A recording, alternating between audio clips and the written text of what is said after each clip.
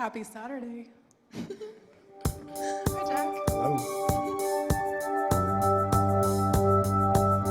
Do you guys want to stand up? Yeah, let's stand up and get with me.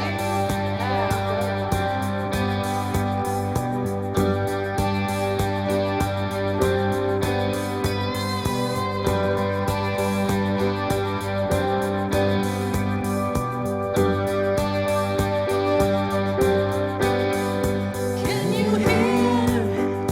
There's a new song breaking out from the children of freedom. Every race and every nation, sing it out, sing a new hallelujah. Yeah. Song. You guys clap for us.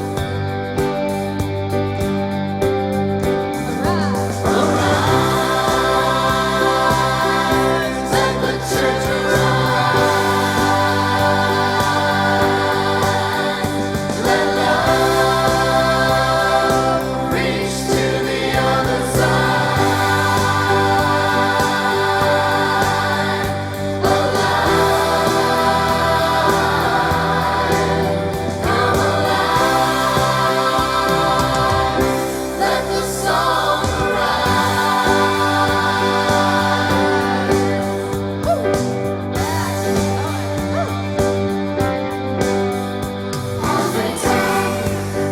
sings a new song, reaching out with a new hallelujah.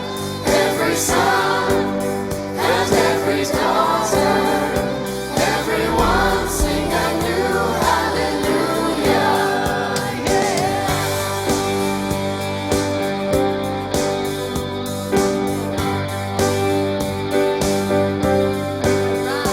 Arise, let the song arise. Let love reach to the other side. Alive, come alive. Let the song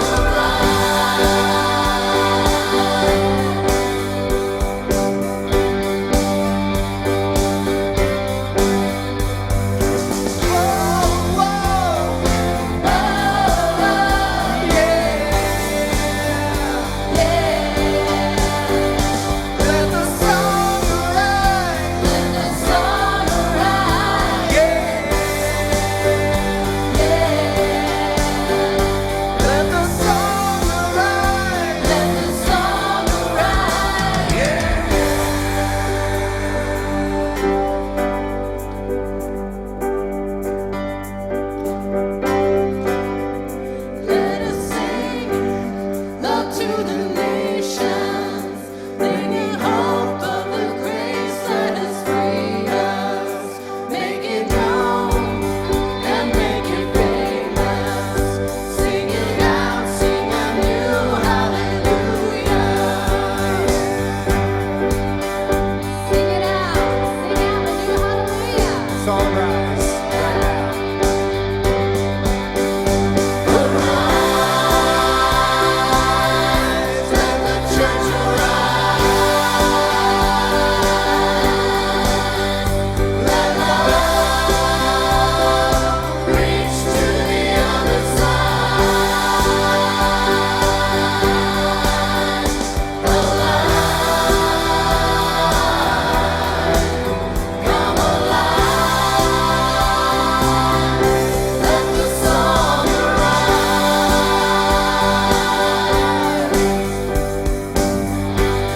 Everyone sing a new hallelujah. Everyone sing a new hallelujah. Everyone sing a new hallelujah. Oh my gosh, it's awesome. Give yourselves a round of applause. You guys are amazing. Welcome. Awesome. Thank you, guys. Man, that was great. So we want to welcome you. You are welcome. Well, you can kind of stand for a moment because we're going to greet each other in a second. But I wanted to welcome you, and I appreciate you taking the time out of your Saturday to come and spend time with us. And especially want to welcome new people, anyone who's new to, this evening, and also our live stream. I want to welcome you guys. You are welcome to take pictures and videos and post to social media during the service. We just ask that you silence your cell phones so that it's not ringing and disturbing people. If you are interested in becoming more involved in our community, we have next step cards that are in the pews in front of you. So you're welcome to fill those out, ask any questions, or just give us your information. And you can put those in the donation baskets at the end of the service. So I wanted to introduce our music team. I'm Erina, music director. This is Talia, she's our vocalist. This is Pepik, he is our vocalist and a guitar player and a drummer, by the way. And this is Jason, he's our newest member and he's an awesome vocalist. So yay! So now that you know us, I ask that you turn and meet someone new next to you.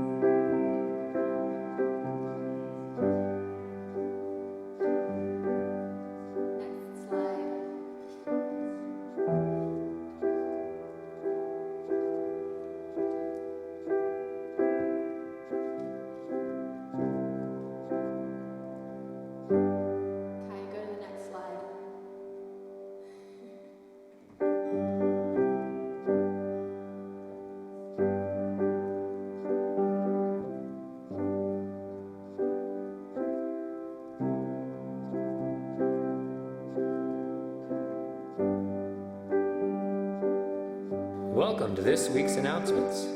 This Saturday, September 7th, we have the NIA 52 Moves Play Shop led by Jasmine and Rebecca. This is a time to go deep and dive into the language of NIA. If you've always wanted to try it, every level, every age is invited to come to this. It's $20 a person and it's from 11 a.m. to 1 p.m. This is a lot of fun. I'll be there. Please join me at that. You can register in the lobby today. We also have Spirit NIA dance classes that happen on Tuesdays, Wednesdays, and Thursdays from 9 to 10 a.m. It's $13 per person, or you can buy a 10 punch card for $100. There's free childcare for that.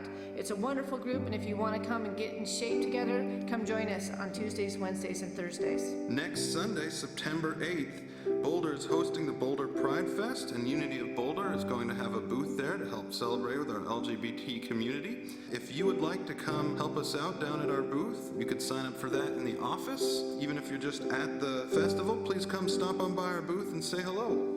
Coming up, starting Tuesday, September 17th, we have the 12 Powers of Man class starting, which is also an SCE class, which is the Spiritual Education and Enrichment classes, which will give you credit towards your LUT. If you're interested in this, it's $85 for registration, and it's $100 the night of the class. It will be $40 additional to receive your SCE credit towards becoming a licensed Unity teacher.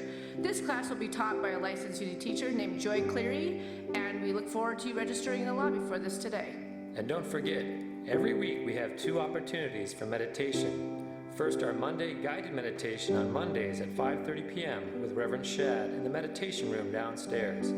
Our second opportunity is our Wednesday meditation service here in the sanctuary with Reverend Jack and Norma Groverland, which beginning this week goes back to a 7 p.m. start time.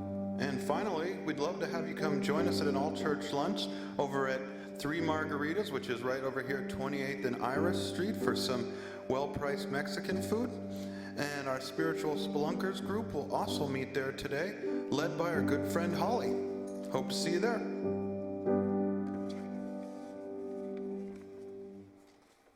So now we invite you to join us in asking Spirit to come into the room.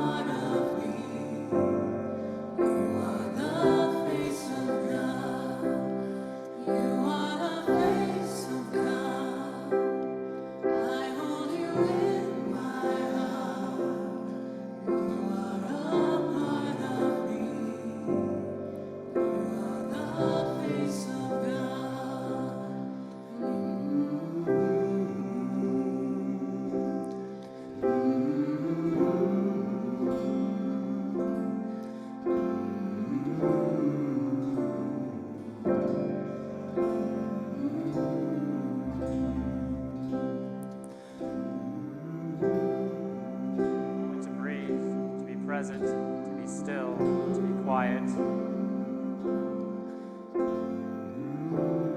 We are grateful for this opportunity to come together, to share this time with like-minded individuals. We've all come here with a common purpose, whether they are here physically or via live stream. We've all come to heighten our awareness, to remember our source, to remember what's important. We are spiritual beings first and foremost, simply having a physical experience. There is a greater awareness at work, which each day we should strive a little bit more to come back in contact with. The ever-present, omniscient God. So it is. Amen.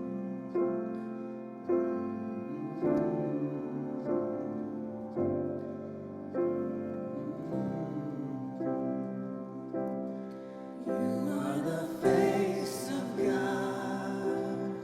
I hold you in my arms.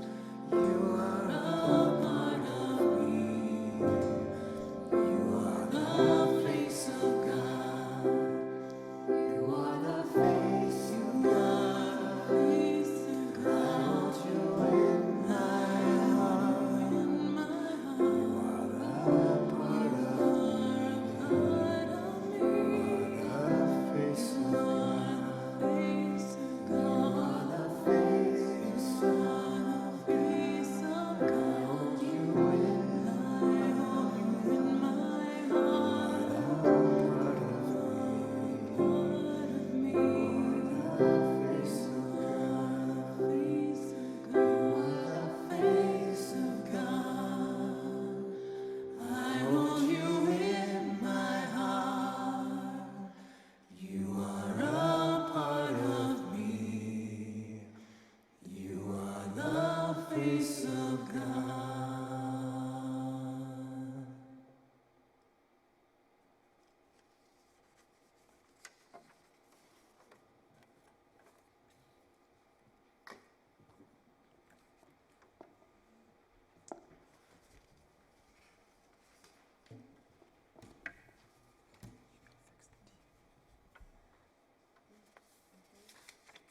I did want to point something out. The lunch that was mentioned at 3 Margaritas is tomorrow after the second service. So don't go rushing over there after this service and find yourself lonely and confused, sipping your margarita all by yourself, singing De Colores. You can if you want. I'm not going to stop you. I'm just saying. I want to make that point of clarification. All right. Well, we're going to continue on here, and we're going to kick off with our words of wisdom. It's subtle, but it says, God is too big for just one religion. Does anyone else agree with that? Is there something that feels good about that? No. One no in the back. Okay. Well, hopefully we'll get there. Well, let's do a quick recap of what we did last week. So we began our talk series on this book. Is your God big enough, close enough, you enough? Jesus and the Three Faces of God. This is written by Paul Smith, who's a New Thought writer, but he's not specific to Unity, but he does do the Unity circuit. And during our initial look into this topic, we established that God cannot be described in words, and that God cannot be understood through words. Therefore, God cannot be understood with the intellect alone. That is not possible. We also looked at how the Christian idea of God began to change, began to morph in the 4th century from the concept of a male personification of God sitting up in the clouds into this new concept of a Trinity, the Father, Son, and the Holy Ghost, 3 different forms of God that we could come in contact with or relate to. Now, this movement towards the Trinity was an expansion in human awareness. It was an expansion in our relationship to God. We went from this singular concept of God, and we got a little bit bigger. And now we are looking at taking the next step in our relationship to God, which starts in Paul's book with this question: is your God big enough? That's a question you could keep asking yourself as you progress down the spiritual path. But before we dive into that question, I would like to first address something that Paul Smith actually does address in his book, and I'm glad that he did, because it's a question that's often on many people's minds, which might be the very question that some of you have had on your mind in this series. But in order to get to that question, I first have to take a roundabout way to lead us there. So I want to ask you this. Raise your hand if you were raised in some sort of Bible-based religion as a child, whether that's Catholic or Christian or Baptist or Presbyterian. Okay, so that's just about every one of us. Now, raise your hand if you knew someone as a child that was raised in a Baptist or Catholic or some sort of Bible-based religion growing up. Okay, so that's all of us. So we all have some sort of contact in our youth to this. Not you, not at all. Old Testament? Nothing? Torah? No? Okay. Everyone but Farouk. Okay, it's okay though. You always stand out as something special everywhere you go, so that's fine. I'm perfectly okay with that. All right, so we sort of all have this relationship to that, and most of us in this country, if we were raised in this country, couldn't have avoided having a relationship to that in some way or another in our upbringing, whether directly or through friends and relatives. Now this brings us around to the question I want to address, the question that some of you may have had on your mind when faced with the past. Why in Unity do we still talk about the Bible and use Christian terminology? Well, on March 24th of this year, I gave a talk that was addressing that specific topic in detail. So I'm not going to go into it in too much detail. If you're interested in hearing that, you could go back to that talk. So instead of doing that again, I feel that the answer Paul Smith gives in his book, because he does address this question, not specific to Unity, but to his topic, I think he does a good job of it. And this is what he says. We Westerners often have another problem with our spiritual path. Many of us began our spiritual journey in a traditional version of the Christian religion. Coming into a more modern or progressive way of viewing the world often brings a challenge to our traditional religion. So as we mature, as we grew, a lot of us sort of might have accepted our religion when we were very young, but as we grew up, we might have started to question it as we were exposed to more concepts in the world and as we began to mature. And the vast majority of people that find Unity, like this church center, are in that position. At some point in their life, they were raised by a strict Bible concept, or they're around people that were, and then it became less and less relevant to them. And as they matured, they understood it less, and then they looked for something else, or they just left altogether. And then eventually they find Unity, and that's where you can find a sort of relate to most people in Unity, is that's their journey. They were raised in this strict religion, they went out into the world, and then they looked for something else. But the issue is that they may not have made peace with the religion of their upbringing or the faith of their upbringing. They may not have healed from that experience, whether they knew they had healing to do or not. So in his book, he quotes Judith Miller. He says, Judith Miller, professor of developmental psychology at Columbia University, in her insightful book, Healing the Western Soul, A Spiritual Homecoming for Today's Seekers, it's a nice long title, gets to the point, has found that many Westerners have lost their traditional spiritual anchors. They're now searching to find them in other religions, spiritual paths, or their own mixture of various beliefs and practices. This doesn't just sound like people in Unity, it kind of just sounds like the catch-all for people in Boulder, doesn't it? This pretty much explains people in Boulder. Well, it goes on. She found that healing comes when people reclaim and transform their original traditional anchors. She says that our healing must take place in the tradition we were first at home in, not in later ones we have found useful, but that lack the power to evoke profound spiritual experiences and articulate deep understanding. So look at this concept. We're very impressionable when we're young. There's a lot of things that are built into us and that we sort of just take on as a part of our being when we're young. And if we haven't addressed that as we become older, we can't just run from that. And there's a lot of power in that if we can turn that towards something that makes more sense or something that feels more right to us instead of just trying to throw it out, because that impressionable stage is a very important part of our lives. So we had this relationship with a Bible-based religion growing up, and this is really indicative of any relationship. If we just walk away without healing and without growing from that relationship, we're going to just drag all those same issues into the next relationship.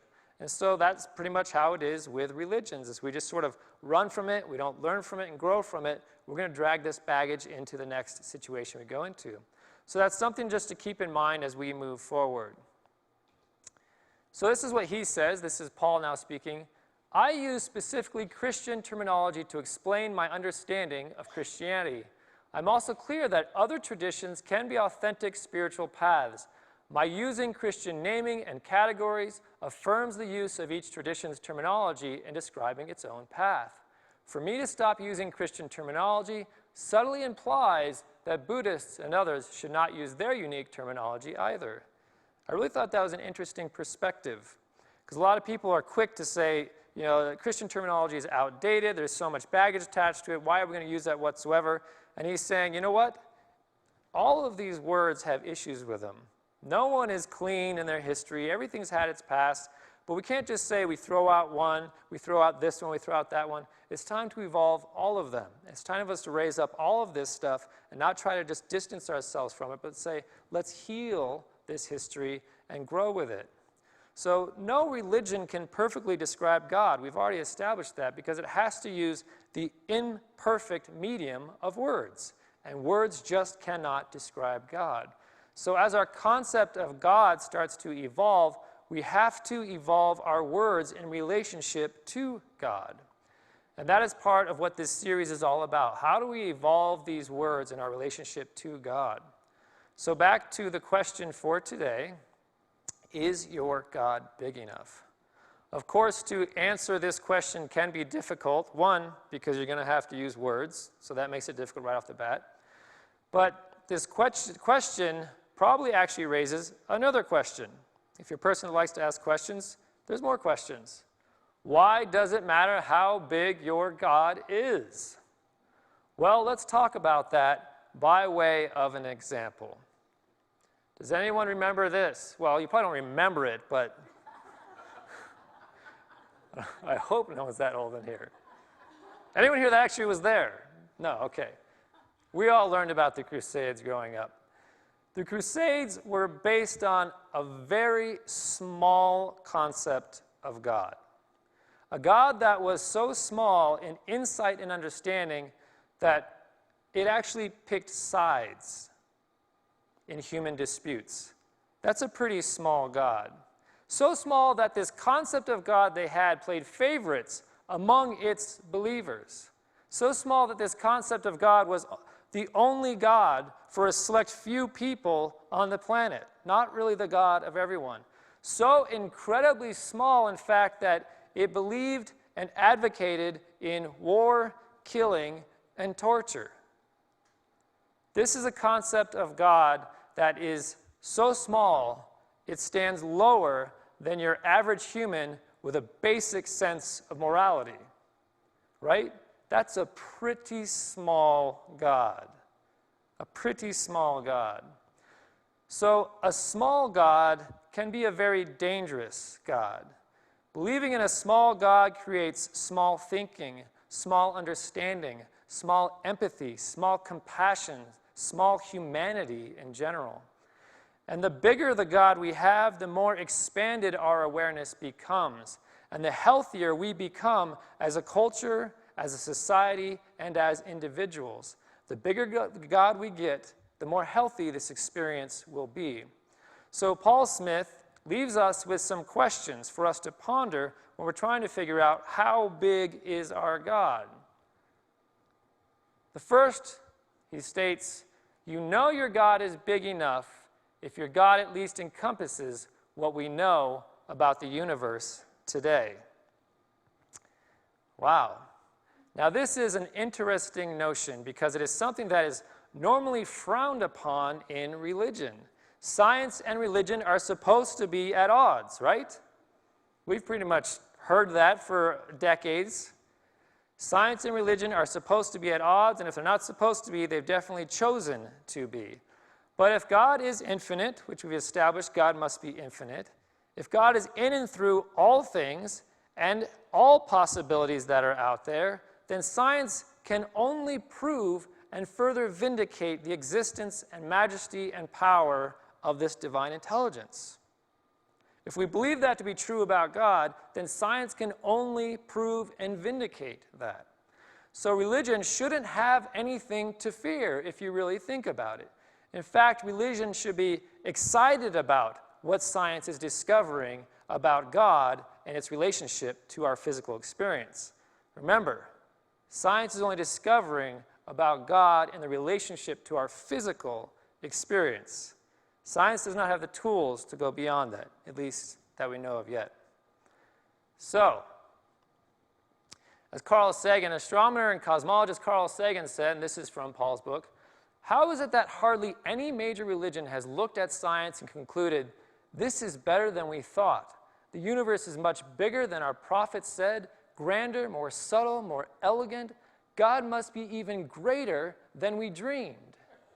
A religion, old or new, that stressed the magnificence of the universe as revealed by modern science might be able to draw forth reserves of reverence and awe hardly tapped by the conventional faiths. Sooner or later, such a religion will emerge. Well, that religion not only is here, but it's been here since the late 1800s, and it's called Unity. Here we are. Our co-founders, Charles and Myrtle Fillmore, saw science and religion as intertwined. They never saw them at odds. So much so that I want to show you how they defined the term Christianity. Christianity, the science of eternal life. It is governed by scientific principles of mind action, which are really the foundation of all the various sciences. The word science is used 3 times in describing Christianity.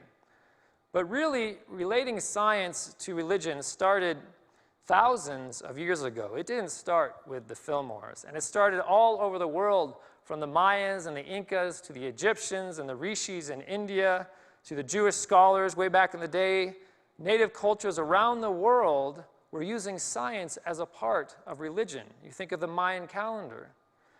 Science and the process of testing and proving a theory or practice was just a part of what they did.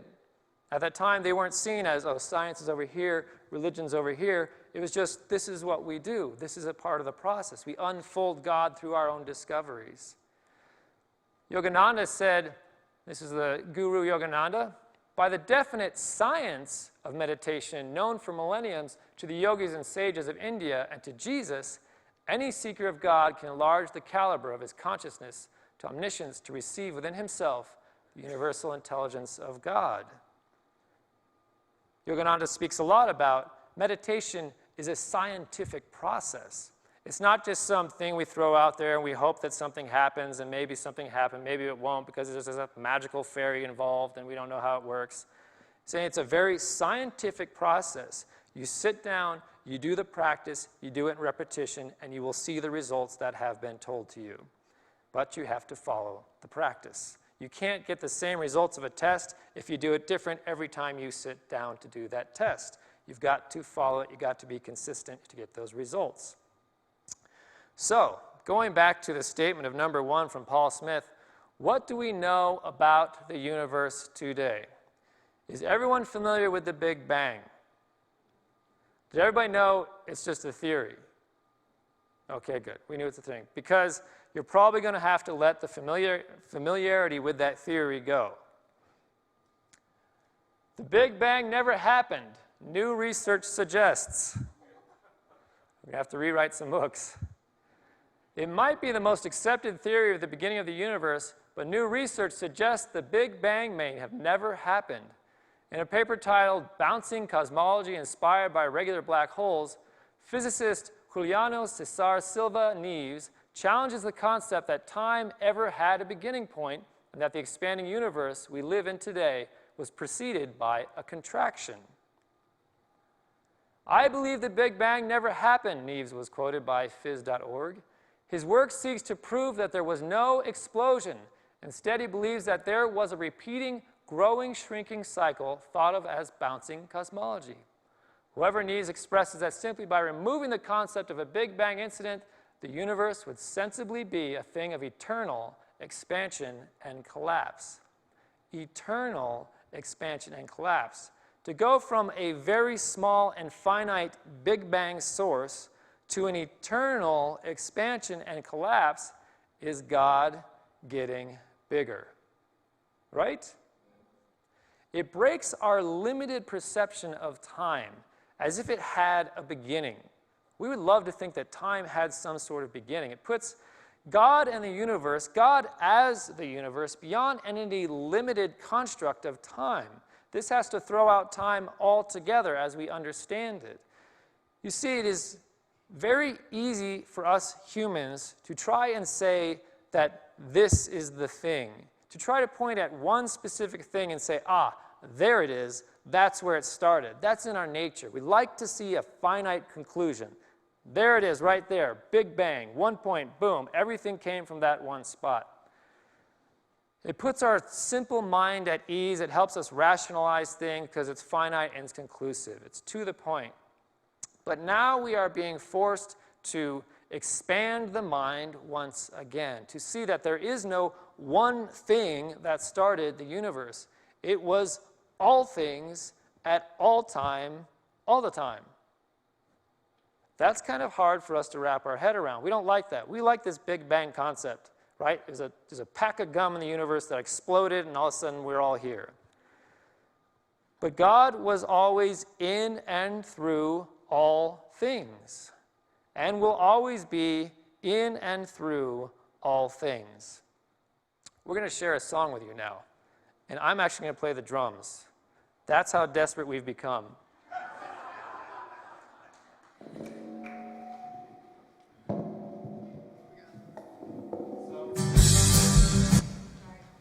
Yes.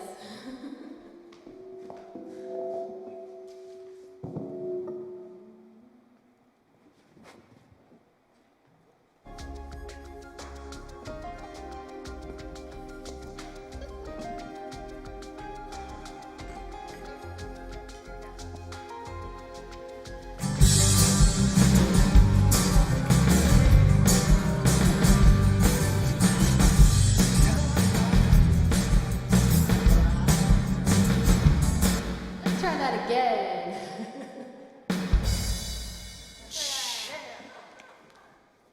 All right, here we go.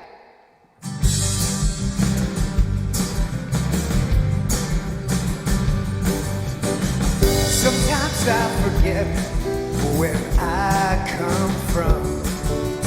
Sometimes I forget where I'm going to. Sometimes I get so confused I lose my way. Sometimes I know you feel the same. Then I remember there is nowhere that God is not. No, no, no. There is nowhere God is not. There is nowhere that God is not. No, no, no. 'Cause everywhere I am, I know what I got.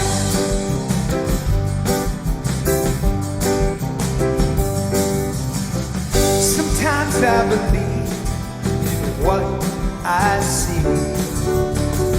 Sometimes I believe what I perceive.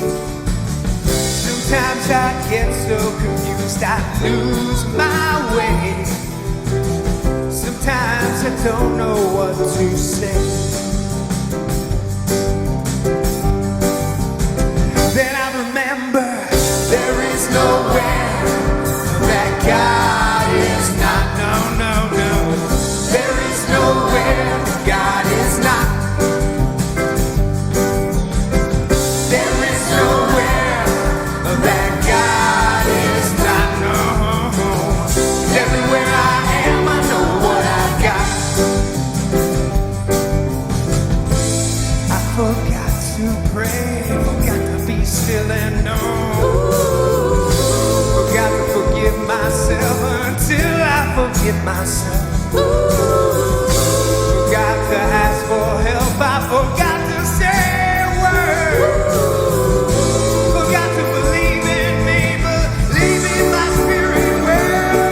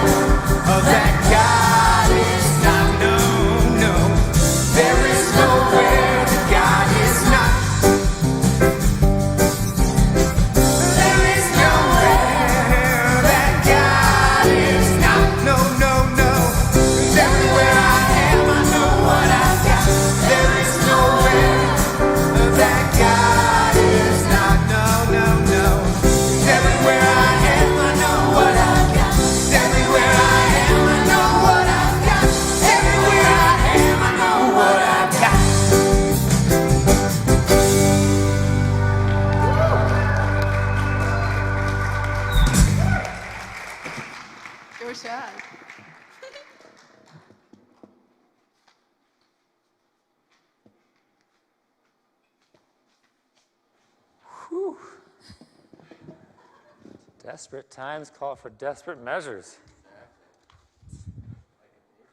That was fun, right?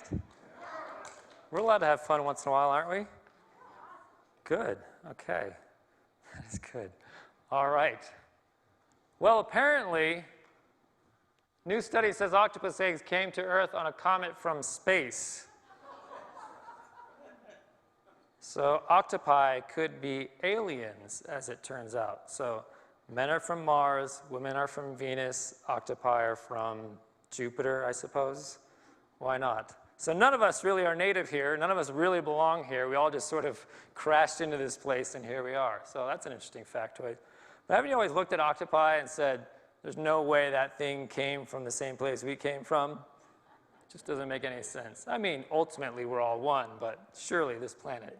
Okay. It's a real study. Let's continue along in Paul Smith's analysis with questions to ponder. So this is number 2. You know your God is big enough if you can't wrap your mind around that God, but you can wrap your life around that God. We have established that we cannot comprehend God with the intellect alone. The mind is literally incapable of understanding infinity while still existing in such a finite, dualistic form, in the physical form. It's just not possible. So here's an example of infinity that I would like to share that got my mind really spinning when I heard it. So in many ways, and this was shared with me by a physics professor, this concept. So here's what he said. In many ways, it's looking like there are an infinite amount of planets out there that have been around for an infinite amount of time. All of them in various stages of development, just like our own planet Earth. And that being the case, there has to be at least one planet out there exactly like Earth. Not just the planet's characteristics being exactly like Earth, but everything on the planet at any point in time, which means somewhere in the vast multiverse of infinity, there is an exact duplicate of me giving this exact talk to all of you in a world that is exactly like ours is right now. Think about that.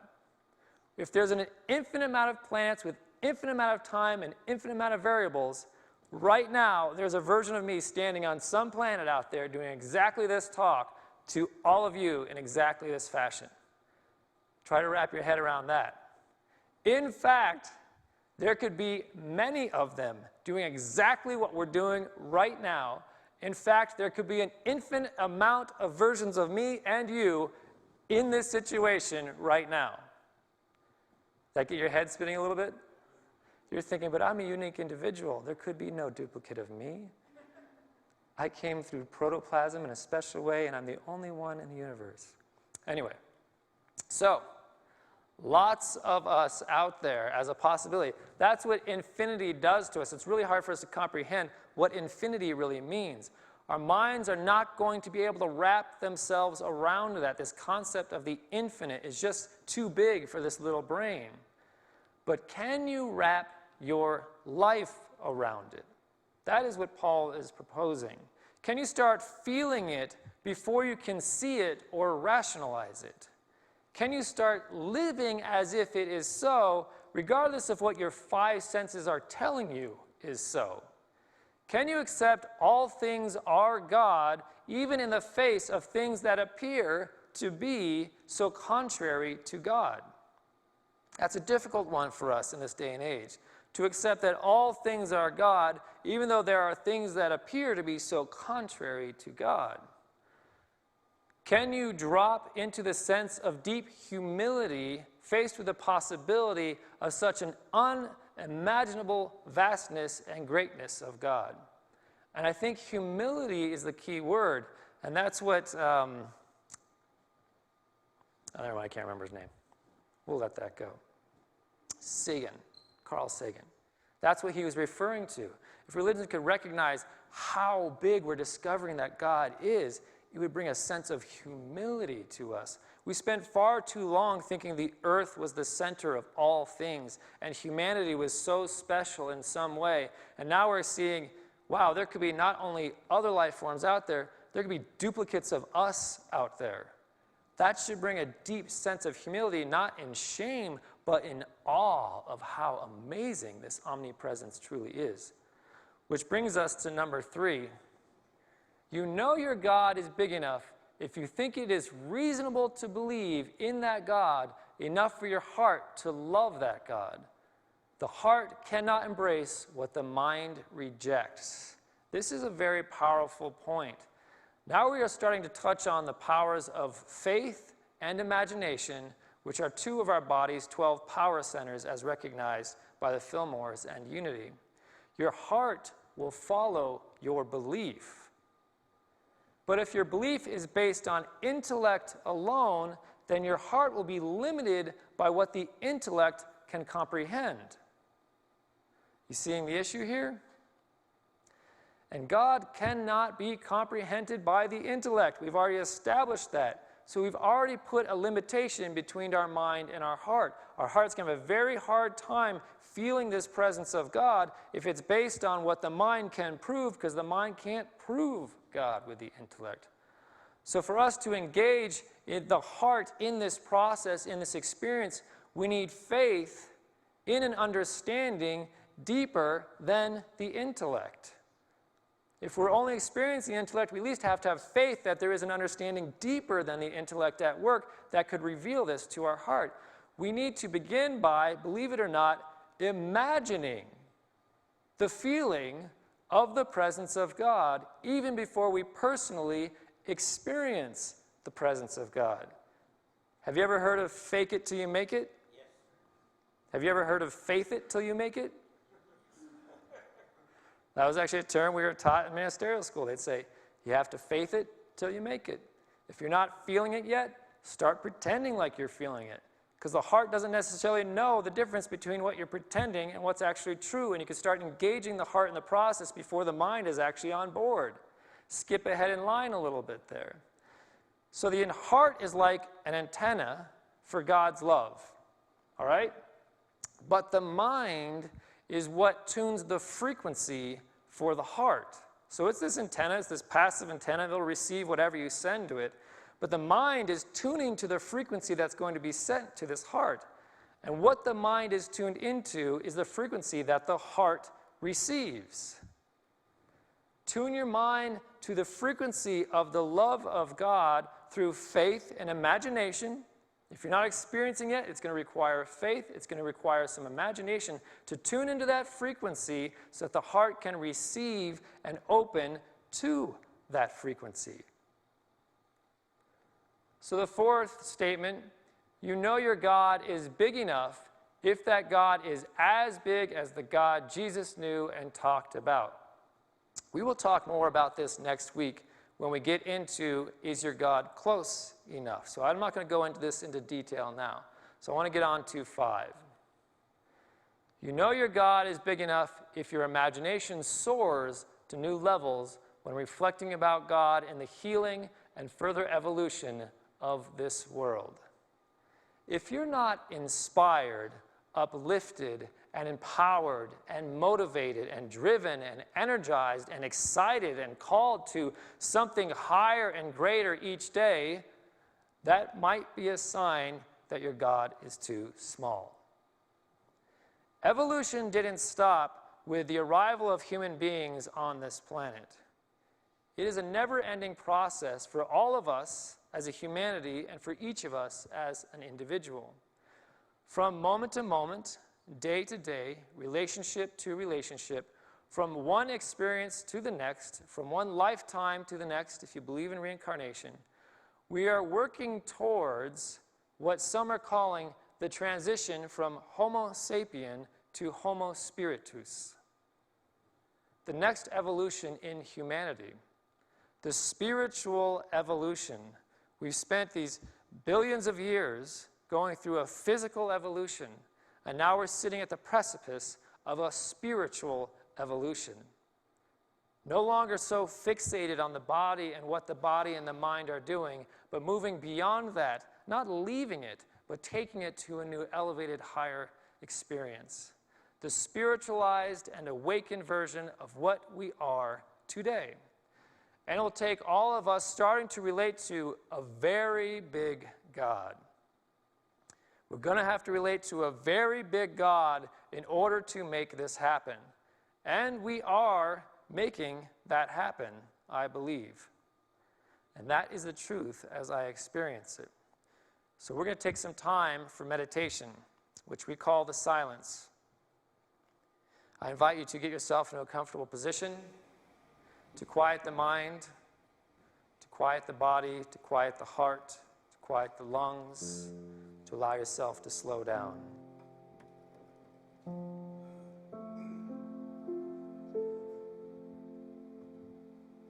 In the silence there is peace. In the silence there is unspoken joy. In the silence there's release from a world filled with chaos and noise. I awake to these precious moments when I hear all that could never be said, and right here in this holy silence, I find God. I find myself.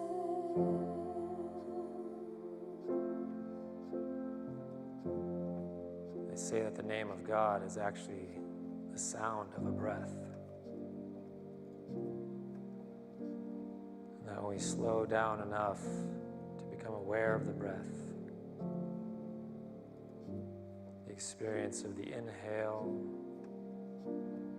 the moment of pausing before the experience of the exhale, followed by another moment of pausing, so that we never rush from one process to the next, but we always take time for reflection in between. This is the way of God. The expansion, the contraction. And now today our science is discovering that the entire universe is breathing. Breathing in and out over billions and billions of years. We are just simply particles as a part of the divine breath, growing and expanding all together, without end, without distance, without time. Each of us being called to slow down, release the worries, the thoughts, the frustrations, and to reconnect with the breath of the body, and the breath of the universe that is breathing us, and recognizing that they are one and the same. And so we breathe.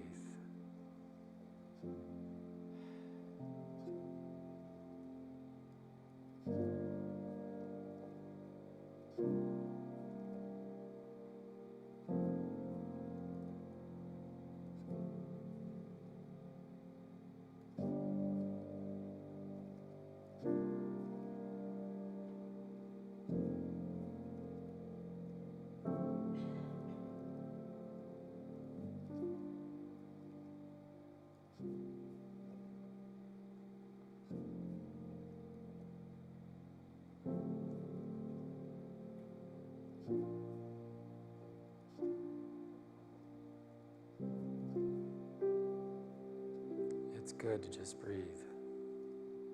And so it is.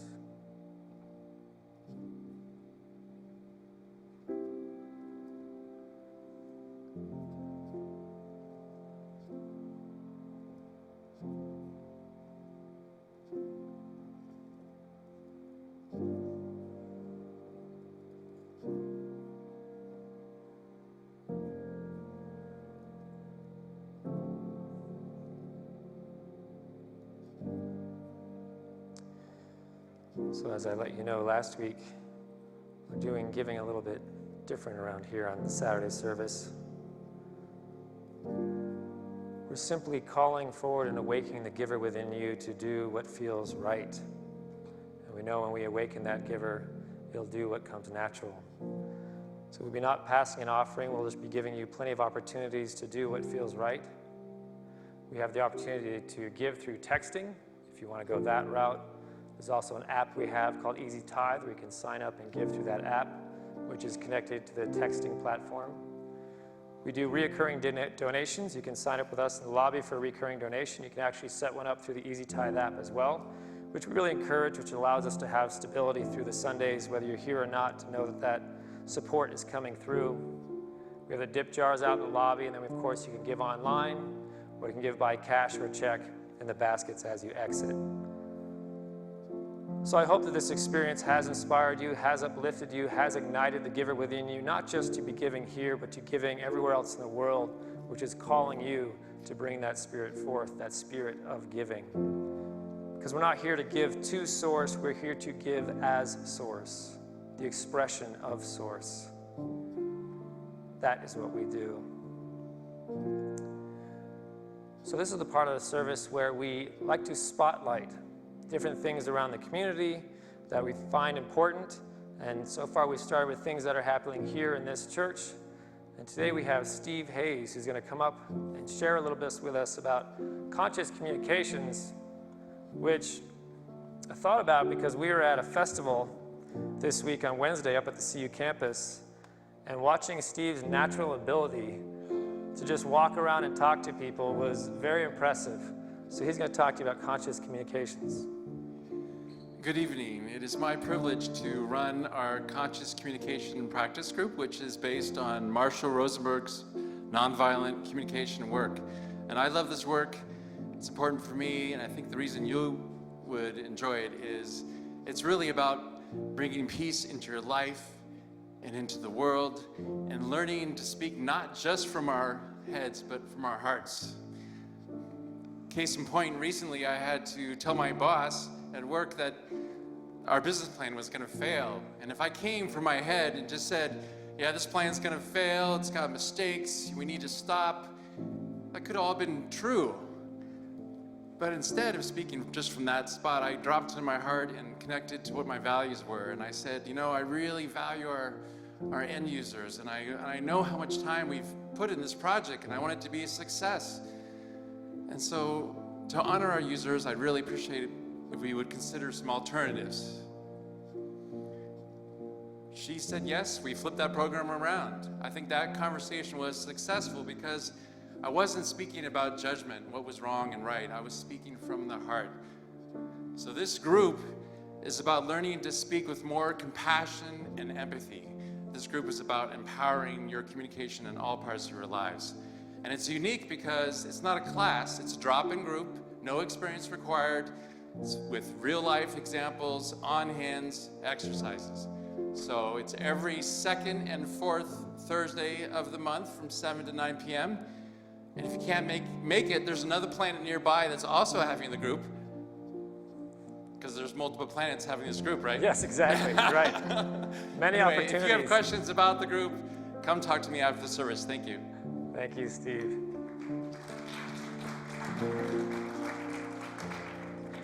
And that's a really important work because if you've noticed, it's becoming more difficult to talk to people because we become so divided in our beliefs. So to be able to have conversations without flaring up our differences is really a valuable practice. And we do have many ongoing groups going out throughout the week, so I invite you to check out our calendar, physical calendar, or our website calendar, just to stay current on what's happening throughout the week. All right, thank you.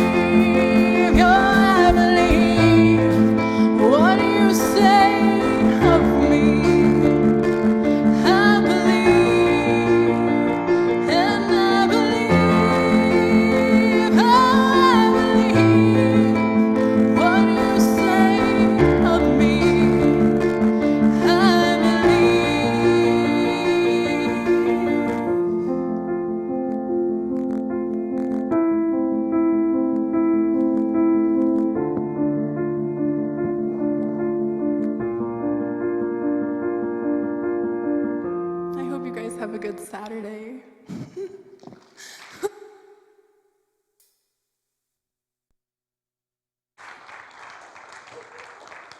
Thank you, guys. That was awesome.